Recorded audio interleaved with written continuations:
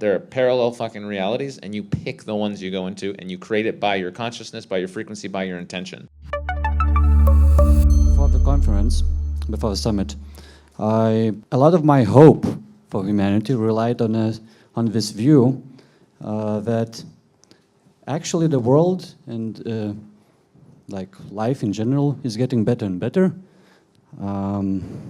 It's only that we are we have this negative bias and we are really focused on negative things, and all the media is also supporting that and blah blah blah.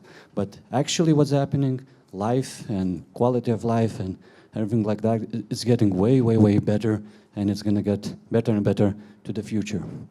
When I came here, among all the inspiring things that I heard and learned, I also heard a lot of very reasonable distrust in what's happening in the world right now.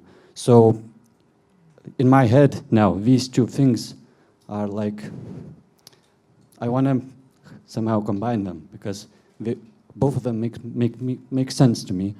But yeah, what's your take on that? The world is neither getting better or worse. It just is. You, however, may be getting better or worse, but that's not even true either. It's you are becoming more of yourself, right?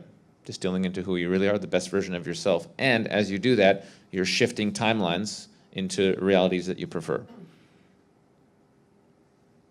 That's what's actually going on. You literally are creating your own timeline. I've consciously shifted into timelines. I've talked about it on YouTube. I'm not going to go into it now. There are parallel fucking realities, and you pick the ones you go into, and you create it by your consciousness, by your frequency, by your intention. So you can go into, if you want to, you could go into a horrific world where everything gets worse and people get poorer and we're all fighting, or you can go into one where people all wake up and take responsibility, and governments start being forced to actually wake up and listen to people, and they start actually, either dissolving or getting better, whatever, and we just move better and better and better and better and better. Everything, it just is. Everything is all good, all bad. Everything is. It's where are you going to go?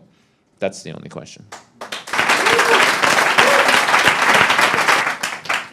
Yeah, what I've found personally is you really do create your own reality. So when I used to be depressed, I lived in Acapulco, Mexico. I'd open the window, I'd look out, it looked all gray. Everything seemed horrible, and then after doing a number of things that I did, all of a sudden I got out of that mindset. I opened the window. I live in the most beautiful place in the world. Look how beautiful my dog. Everything's so beautiful. In many ways, you do create your own reality, and I don't know how it all works. I don't understand it, but your energy actually attracts whatever you want. So when I was really depressed and negative, all kinds of things went wrong. I don't know how it all works, but it all comes to you. But when you're in more positive sort of a state, all kinds of things just keep going right. This idea about worrying about the trajectory of humanity is kind of interesting to me, because I write at the Dollar Vigilante about how a lot of these things are going to collapse, and people are like, oh, you're all doom and gloom and all that. What I've really learned is don't worry about what the rest of the world is doing. Worry about yourself, and fix yourself, and fix inside, and fix your relationships around you, and get involved in your community. Whatever happens outside of that is going to happen, but it shouldn't be anything that anyone gets too down about. There's a lot of people who go, oh, we're all going to die, like that Malthusian thing that came out a couple hundred years ago. Once we get to 2 billion people, we're all going to starve to death, and everyone's all worried about it. Worry actually creates most of the problems in the world, worry and fear.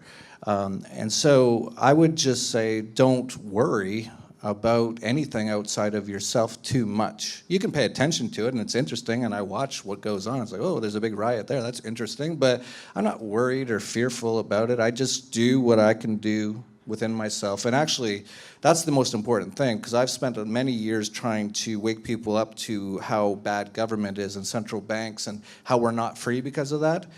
The biggest slave owner, the biggest jail was inside my own mind. So once I fixed that, everything else was pretty easy. It's not a big deal. Like most people, they think the world is a big problem. It's mostly themselves.